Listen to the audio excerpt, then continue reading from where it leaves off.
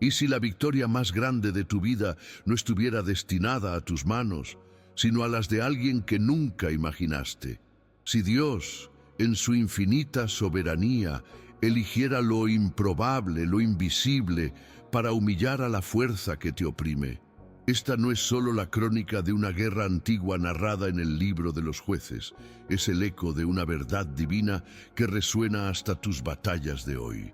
Es la historia de cómo la gloria de una nación fue retirada de las manos de un general y depositada por decreto celestial en la tienda de una mujer cuyo nombre el enemigo ni siquiera conocía. Un recordatorio de que los planes de Dios no se escriben con la lógica de la fuerza humana, sino con la tinta de la obediencia radical, a menudo silenciosa, que florece en los lugares más inesperados. Durante 20 largos años, una sombra de hierro se había extendido sobre Israel. El rey Jabín de Canaán, cuyo nombre se susurraba con temor, gobernaba desde Hazor, pero su poder real residía en su comandante, Sísara. Este hombre no era simplemente un soldado, era la encarnación de la opresión tecnológica y militar de su tiempo, con un arsenal de 900 carros de hierro que aplastaban no solo los cuerpos, sino también el espíritu del pueblo escogido. Los caminos de Israel estaban desiertos, las aldeas abandonadas, y las oraciones parecían ascender a un cielo de bronce. El clamor de una generación entera se elevaba desde el polvo, una súplica desesperada por un libertador, por una señal de que Jehová no los había olvidado en medio de su angustia. En ese paisaje de desesperanza, una figura se erigía como un faro solitario. No era un rey en un trono, ni un guerrero en una fortaleza, sino una mujer, Débora, sentada bajo una palmera entre Ramá y Betel. Ella era una profetisa, la boca de Dios en una era de silencio. Su tribunal no tenía muros, pero a él acudían los hijos de Israel en busca de juicio, de sabiduría y sobre todo de una palabra del Eterno. Débora no poseía un ejército, pero comandaba algo mucho más poderoso, una conexión directa con el Señor de los ejércitos. Su presencia era la prueba viviente de que, incluso en la más profunda oscuridad, Dios siempre enciende una luz, un punto de referencia para aquellos que han perdido el rumbo y anhelan volver a casa. Fue desde debajo de esa palmera que la palabra de Dios irrumpió como un trueno en la quietud del miedo. El llamado fue dirigido a un hombre, Barak, hijo de Abinoam, de la tribu de Neftalí. La orden era clara, precisa y divina. Ve, junta a tu gente en el monte Tabor y toma contigo 10,000 hombres. Yo atraeré hacia ti a Sísara, comandante del ejército de Jabín, con sus carros y sus tropas en el arroyo de Cisón, y lo entregaré en tus manos. Era la promesa que todo Israel había estado esperando. La estrategia era divina, el resultado estaba garantizado. El guerrero más capaz de Israel recibía una orden directa del cielo para liderar la liberación de su pueblo, con la garantía personal de Dios de que la victoria ya le pertenecía. Pero aquí, en el umbral de la gloria, el corazón humano vacila. Frente a la promesa inquebrantable de Dios, Barak, el guerrero, responde no con un grito de guerra, sino con una condición. Si tú fueres conmigo, yo iré, pero si no fueres conmigo, no iré. Esta frase, que a menudo hemos juzgado con dureza, es en realidad un espejo de nuestra propia fragilidad. No es simplemente el miedo a los 900 carros de hierro. Es la necesidad profundamente humana de aferrarse a una seguridad visible, a un ancla terrenal, cuando se nos pide caminar sobre las aguas de lo imposible. Barak no dudaba del poder de Dios, pero sí de su propia capacidad para ser el único canal de ese poder. Quería la presencia física de la profetisa como un talismán, una garantía tangible que calmara el temblor de su alma. La respuesta de Débora es una de las declaraciones proféticas más asombrosas y subversivas de toda la Escritura. Ella accede a su petición, pero con una sentencia que redefine el concepto de honor y victoria. Ciertamente iré contigo, le dice, su voz probablemente cargada de una mezcla de compasión y firmeza divina. Mas no será tuya la gloria de la jornada que emprendes, porque en manos de mujer entregará Jehová a Sísara. En ese instante, la batalla dejó de ser sobre Barak. El foco del cielo se desvió. La gloria, el honor, el cántico de victoria que Barak seguramente imaginó para sí mismo, le fue arrebatado no por su pecado, sino por su vacilación. Su necesidad de un apoyo humano abrió el espacio para que Dios demostrara un principio eterno. Él no comparte su gloria y la utiliza para exaltar a quienes el mundo subestima. Esta profecía no fue un castigo, sino una lección divina grabada en la historia. Dios estaba enseñando a Israel y a nosotros que sus victorias no se miden por la fuerza del brazo de un hombre ni por la agudeza de su espada. Se forjan en la obediencia incondicional y en la fe que se atreve a actuar sin más garantía que la palabra prometida. La fuerza de Barak era su mayor activo a los ojos de los hombres, pero su dependencia de esa fuerza, en lugar de una dependencia total en Dios, se convirtió en su mayor debilidad espiritual. La vacilación de Barak no canceló el plan de Dios, pero sí cambió al protagonista de la escena final. Dios estaba buscando un vaso completamente entregado, y la historia ahora se movía silenciosamente hacia una mujer que nadie en ese campamento militar estaba considerando. Mientras los ejércitos se preparaban, la narrativa bíblica nos recuerda un detalle geopolítico crucial que parecía en ese momento irrelevante.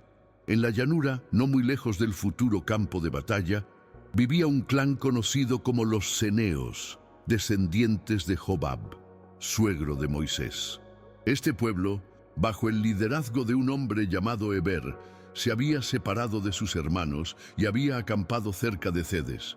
Y lo más importante, había paz entre Jabín, rey de Hazor, y la casa de Heber ceneo.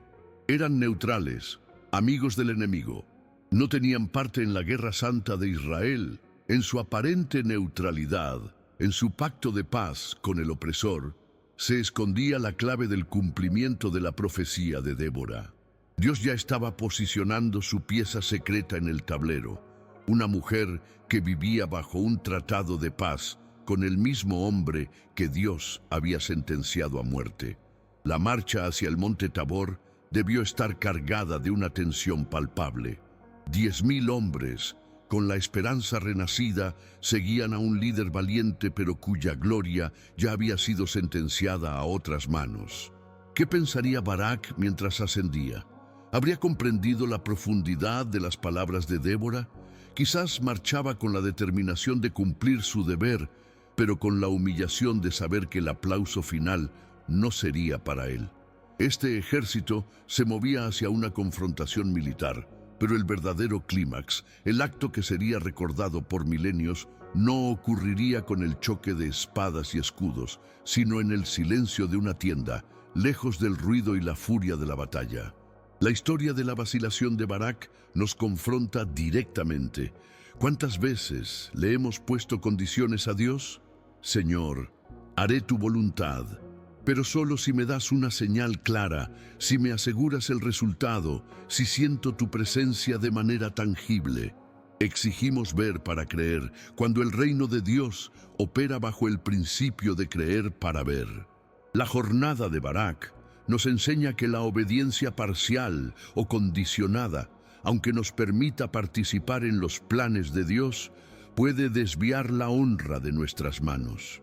Su historia nos obliga a preguntarnos, ¿estamos dispuestos a actuar solo con su promesa, incluso cuando el miedo grita y los carros de hierro del enemigo parecen invencibles? Porque a veces es precisamente en nuestra duda donde Dios abre una puerta para que un milagro inesperado se manifieste a través del siervo más improbable.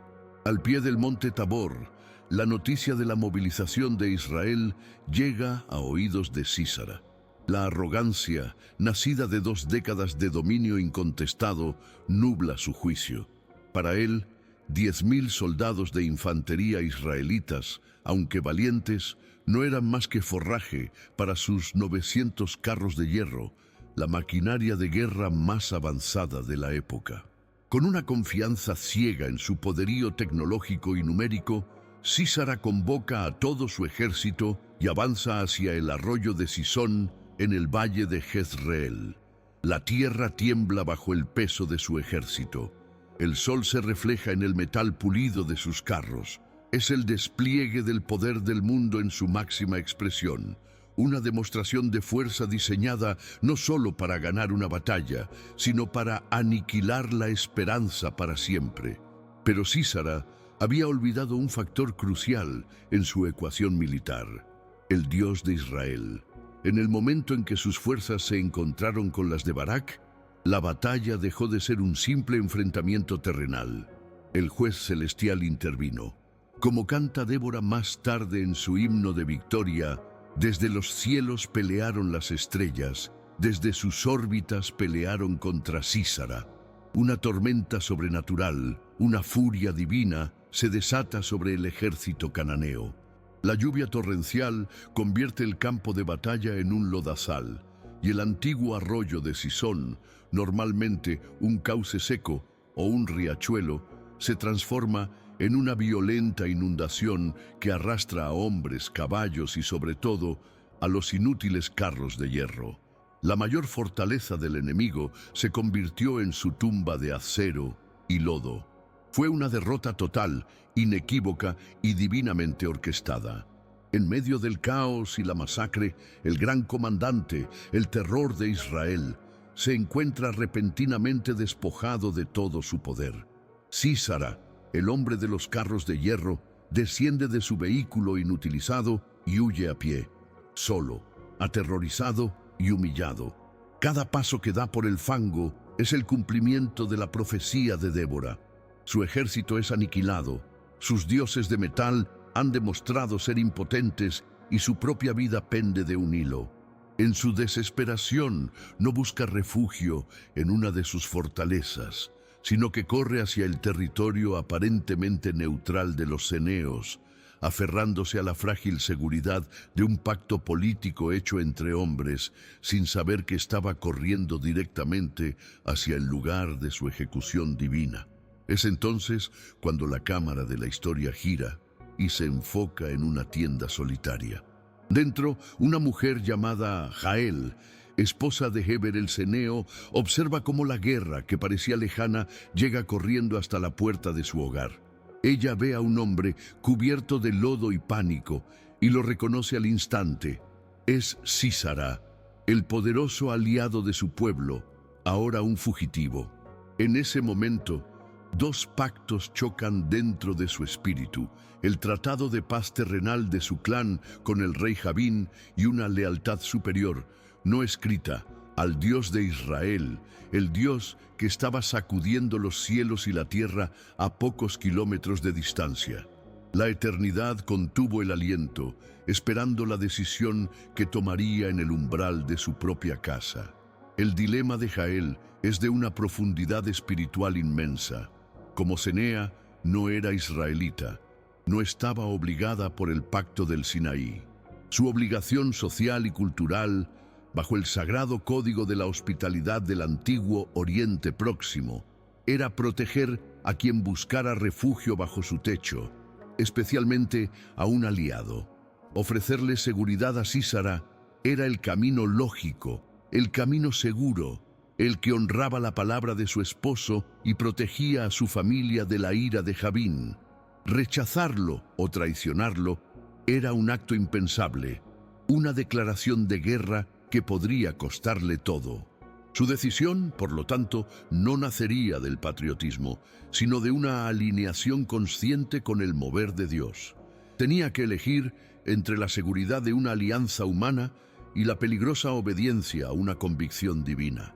Con una valentía que solo puede nacer de una revelación interior, Jael toma su decisión. Sale de la tienda y se encuentra con el general fugitivo.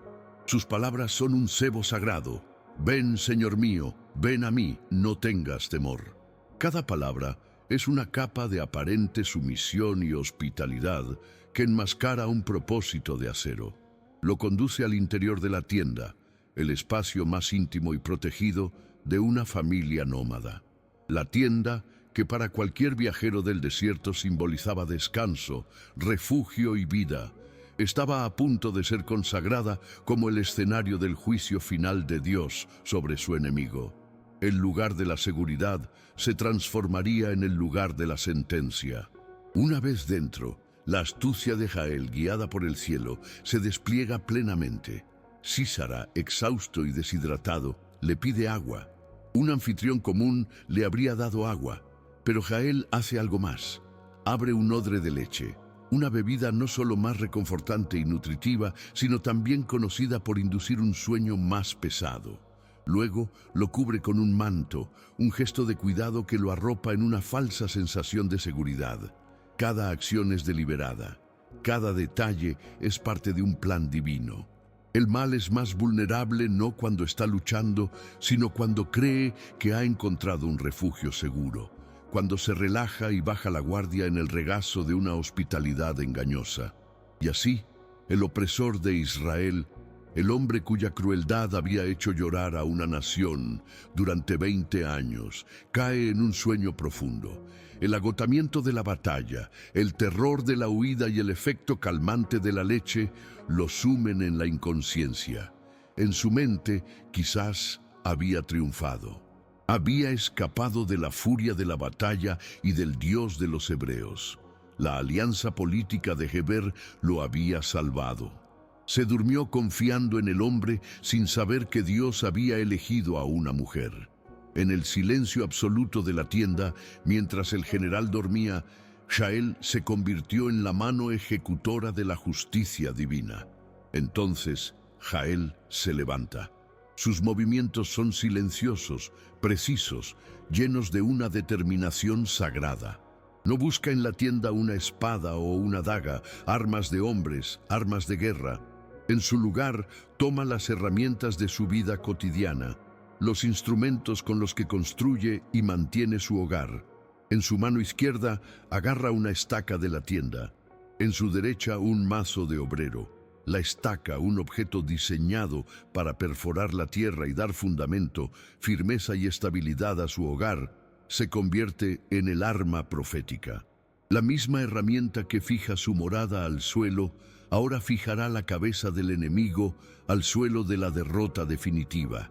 Este acto está cargado de un simbolismo eterno para cada uno de nosotros. La elección de las armas de Jael nos revela un principio fundamental del reino de Dios. Él no nos pide que luchemos con talentos que no poseemos o recursos que no tenemos. Nos pide que le entreguemos lo que ya está en nuestras manos. Nuestras herramientas diarias, nuestra profesión, nuestras habilidades domésticas, nuestra rutina, nuestra influencia silenciosa, todo puede convertirse en un arma poderosa para el avance de su propósito cuando se consagra a Él. La gran victoria sobre el enemigo que te oprime quizás no requiera que busques una espada de guerrero, sino que uses con fe y valentía la estaca de tu vida cotidiana que Dios mismo ha puesto en tu mano. Con una resolución forjada en el fuego de la convicción divina, Jael se acerca al general dormido. El silencio en la tienda es absoluto, roto solo por la respiración profunda del opresor y el latido del corazón de la libertadora. Con la estaca en su mano izquierda y el mazo en la derecha, se inclina sobre él. Este no es un acto de ira, sino de justicia. No es un asesinato, sino una ejecución. El golpe del martillo sobre la estaca es el veredicto final de Dios. La Escritura lo describe con una finalidad escalofriante, y le clavó la estaca por las sienes, la cual penetró hasta la tierra, y así murió. El enemigo de Dios no solo fue derrotado, fue inmovilizado, fijado al suelo, incapaz de levantarse de nuevo. es la imagen de una derrota total, irrefutable y eterna, ejecutada no por un ejército, sino por la mano de una mujer en obediencia. Este acto de clavar la cabeza del enemigo en la tierra trasciende el mero contexto histórico de la batalla. Es un eco profético que resuena desde el jardín del Edén. En Génesis 3:15, después de la caída, Dios pronuncia la primera promesa de redención, el protoevangelio, declarando a la serpiente: «Y pondré enemistad entre ti y la mujer, y entre tu simiente y la simiente suya. Ésta te herirá en la cabeza y tú le herirás en el calcañar». Sísara, con su opresión, su orgullo y su confianza en el poder del hierro, es un arquetipo de la simiente de la serpiente. Y Jael, una mujer, actuando no por su propia fuerza, sino por una alineación con el plan divino, se convierte en un tipo profético de esa simiente de la mujer. Su acto es un cumplimiento en miniatura, un presagio de la promesa de que la cabeza del mal sería, en última instancia, aplastada. La victoria definitiva sobre las fuerzas de la oscuridad siempre ha sido descrita en las Escrituras como un golpe a la cabeza. La cabeza simboliza la autoridad, la inteligencia, el gobierno y el origen del pensamiento rebelde. Al clavar la cabeza de Sísara al suelo, Jael no solo estaba terminando la vida de un tirano, estaba anulando simbólicamente la autoridad de la opresión, exponiendo la impotencia del enemigo y declarando que su reinado de terror había terminado. Este acto es un paralelo asombroso de la victoria de Cristo en la cruz, donde Él despojó a los principados y a las potestades. Los exhibió públicamente, triunfando sobre ellos en la cruz misma. La estaca de Jael es una sombra de la cruz de Cristo, el instrumento que hirió mortalmente la cabeza de la antigua serpiente, asegurando una derrota de la cual el infierno jamás se recuperará. Es en este preciso momento que Barak, el general de Israel, llega a la escena. Viene en plena persecución, todavía buscando al hombre cuya captura le daría, al menos, el consuelo de haber completado su misión. Entonces, Jael sale a su encuentro, con la misma calma y autoridad con la que recibió a Sísara. «Ven», le dice, «y te mostraré al hombre que buscas». La ironía divina es abrumadora. El líder del ejército de 10,000 hombres, el guerrero que vaciló en ir a la batalla sin la presencia física de una mujer, es ahora guiado de la mano por otra mujer para ser testigo de la victoria que Dios le había prometido, una victoria que él no pudo asegurar. Barak entra en la tienda y la profecía de Débora se materializa ante sus ojos en una imagen que jamás podría olvidar. Allí yace Sísara, el temido comandante, muerto en el suelo, con una estaca de tienda atravesándole las sienes. No hay ambigüedad, no hay duda. La palabra de Dios se ha cumplido al pie de la letra de una manera tan doméstica, tan inesperada y tan humillante para el orgullo militar. Para Barak es un momento de profunda lección. La soberanía de Dios no está limitada por las expectativas humanas.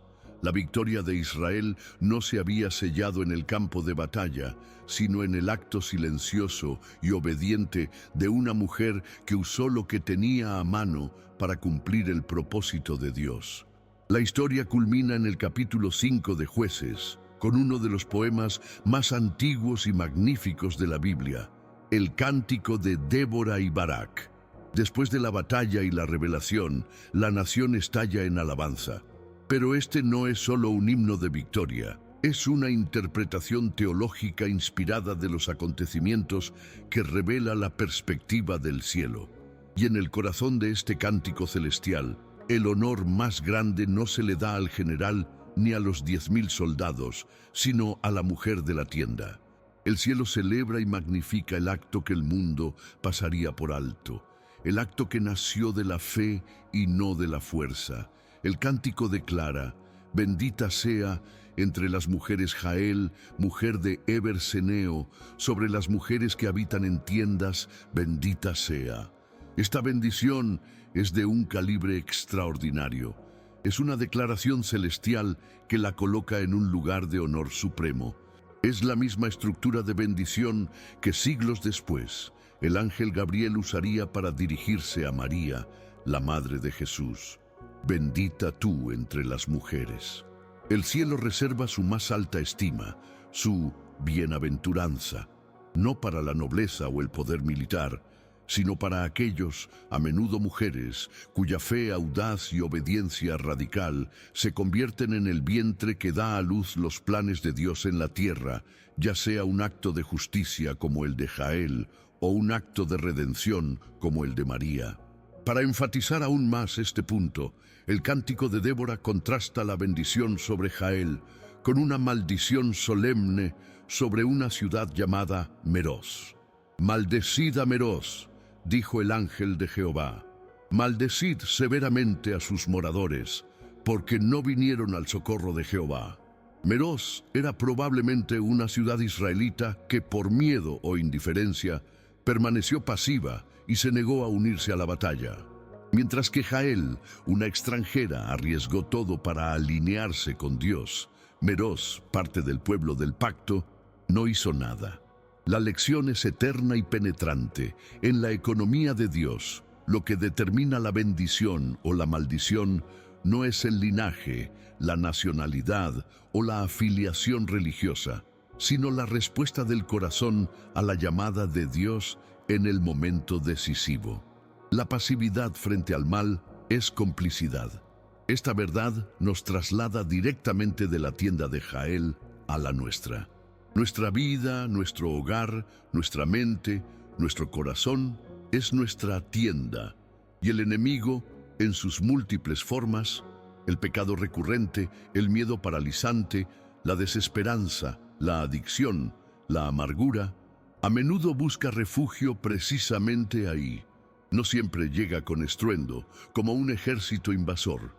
A veces, como Sísara, llega como un fugitivo cansado, pidiendo solo un poco de agua, un pequeño espacio para descansar. Busca adormecer nuestra vigilancia, convenciéndonos de que su presencia es inofensiva o incluso merecida, hasta que se instala en el lugar más íntimo de nuestro ser. La historia de Jael es un llamado profético a abrir los ojos y reconocer al Sísara que hemos permitido que se duerma en nuestra tienda. Y la solución que nos presenta no es un evento espectacular, sino un acto de resolución silenciosa. La victoria de Jael no fue un debate teológico, ni una manifestación pública, ni un grito de guerra. Fue un acto doméstico, ejecutado con determinación en la quietud de su propio espacio. Esto nos enseña que algunas de las liberaciones más profundas y duraderas en nuestra vida espiritual no ocurrirán en el campo de batalla público de la iglesia o los ministerios. Ocurrirán en la intimidad de nuestra tienda cuando tomemos una decisión personal y definitiva de usar las herramientas que Dios nos ha dado: el arrepentimiento, el perdón, la disciplina, la palabra, para clavar una estaca final en la cabeza de aquello que ha oprimido nuestro espíritu. Es un llamado a la acción personal, una invitación a levantarse en silencio y ejecutar la sentencia de libertad que Cristo ya ganó para nosotros. Mientras la paz comienza a alborear sobre Israel, el cántico de Débora nos transporta a una escena de una ironía trágica y profunda. Nos lleva a una ventana, a un palacio cananeo, donde la madre de Sísara espera ansiosamente, mirando a través de la celosía. ¿Por qué tarda tanto en venir su carro?, pregunta a sus damas de compañía, con la voz cargada de una expectación que nunca será satisfecha. Sus doncellas, en un intento de consolarla, pintan un cuadro de victoria que revela la depravada naturaleza del enemigo. Estarán repartiendo el botín, una doncella o dos para cada guerrero. Ellas esperan el fruto de la opresión, sin saber que el opresor yace clavado al suelo de una tienda, juzgado por el Dios al que desafió. Y en este contraste yace la belleza del Evangelio de la justicia de Dios. Mientras en el palacio del enemigo se anticipa la continuación de la violencia y el abuso, en la tierra del pueblo de Dios, se establece un descanso profundo y duradero. El cántico de Débora y Barak concluye con una declaración que es a la vez una oración y una profecía. Así perezcan todos tus enemigos, oh Jehová, mas los que te aman sean como el sol cuando sale en su fuerza. Y la Escritura nos da el resultado tangible, el fruto directo del acto silencioso y valiente de Jael. Y la tierra reposó 40 años. Una generación entera de paz fue comprada, no por la negociación política, ni por la demostración de fuerza militar, sino por la obediencia radical de una mujer que se atrevió a alinearse con el plan de Dios. Aquí yace una de las lecciones más profundas y liberadoras de toda esta narrativa. La victoria final es a menudo anunciada en un acto silencioso y doméstico. Vivimos en una cultura obsesionada con lo espectacular, con el ruido, con el reconocimiento público. Medimos el éxito espiritual por el tamaño de la congregación, el número de me gusta, el volumen de los aplausos. Pero la historia de Jael subvierte por completo esta lógica. Nos enseña que Dios se deleita en obrar en lo secreto, en lo oculto, en lo que el mundo considera pequeño e insignificante. La paz para una nación no fue inaugurada con el sonido de trompetas en el campo de batalla, sino con el golpe silencioso de un martillo en la quietud de una tienda. Esto significa que tu mayor avance, tu más grande liberación, podría no ser un evento público que todos vean y celebren. Podría ser la decisión que tomes de rodillas en tu habitación, a solas con Dios. Podría ser el no silencioso, pero firme que le das a una vieja tentación. Podría ser el acto de perdón que ofreces a alguien que nunca lo reconocerá. Podría ser la elección de usar tus recursos, tu tiempo, tu hogar, tus herramientas domésticas como instrumentos de justicia y gracia en lugar de egoísmo.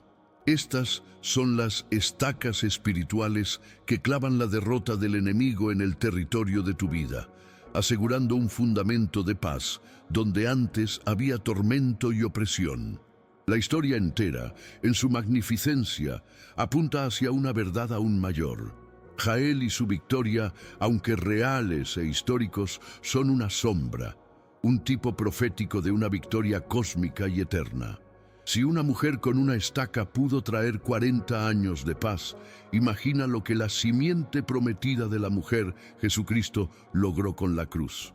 Él no solo derrotó a un general terrenal, aplastó la cabeza de la serpiente antigua, Satanás mismo, entró en la tienda del enemigo, la muerte y el sepulcro, y lo derrotó desde adentro, despojándolo de todo su poder. La victoria de Jael fue temporal.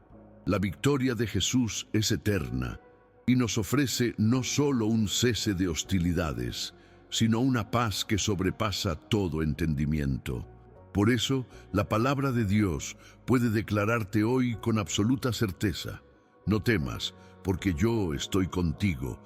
No desmayes, porque yo soy tu Dios que te esfuerzo. Siempre te ayudaré, siempre te sustentaré con la diestra de mi justicia. Isaías 41:10.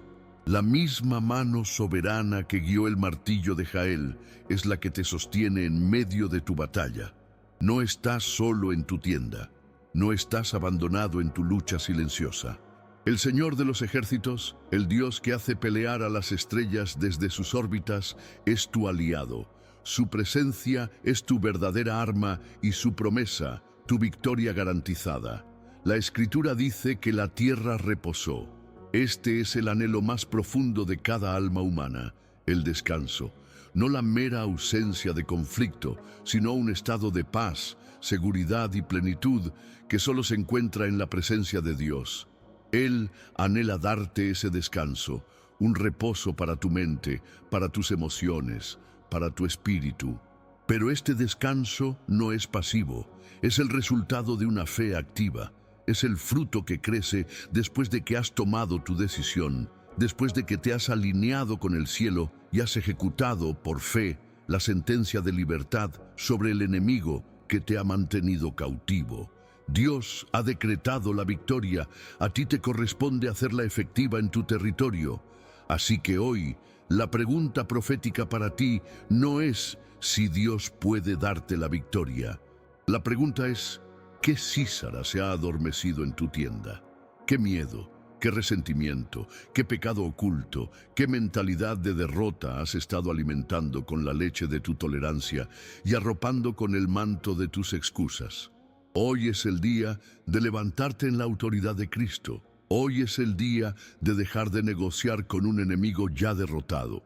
Es el momento de tomar las herramientas que Dios ya te ha dado, la autoridad de su nombre, el poder de su palabra, la firmeza de una decisión y declarar que tu vida, tu hogar y tu mente son territorio santo. Esta no es una llamada a la violencia física, sino a una resolución espiritual implacable. Es una invitación a dejar de esperar que un Barak venga a rescatarte y a reconocer que Dios ya te ha capacitado a ti, como a Jael, para administrar la victoria. Deja que el Espíritu Santo te revele ahora mismo cuál es la estaca que debes usar.